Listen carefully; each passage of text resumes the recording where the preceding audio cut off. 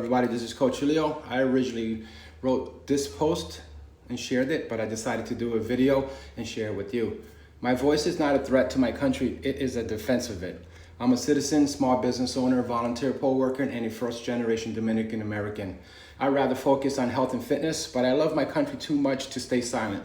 When I speak out about the rise of authoritarianism using the blueprint outlined in Project 2025 in the US, I'm told I'm the cause of the problem. They are actively denying my lived experience and those of millions of Americans. We are heard an individual say, it's poisoning the blood of our country. That is a fascist echo aimed at immigrants, dehumanizing, hateful, and emboldening racism nationwide.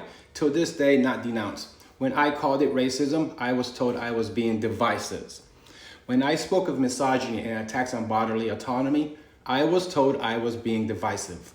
When I named Project 2025's plan to dismantle civil service and consolidate power, I was told I was being divisive. Let's be clear, my truth is not the problem. The harm is the problem. Naming it matters, it is freedom of speech.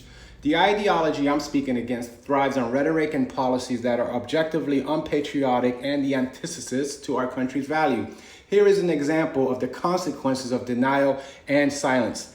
We all witnessed January 6th and the subsequent pardoning of the insurrectionists. This isn't political disagreement, it's a calculated refusal to accept shared reality, serving those who seek power above the law. Here's something important. Let's talk about the privilege of denial. I've come to the conclusion that the impulse to silence me is rooted in moral superiority and unexamined privilege. It mirrors the dynamic of telling a victim of domestic violence to be quiet. The abuser gets a free pass and has no consequences for their action.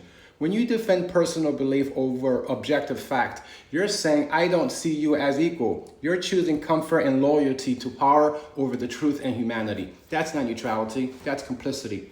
But acknowledging harm isn't enough. If you see it, name it. If you name it, own it. That's what responsibility looks like. That's what patriotism demands.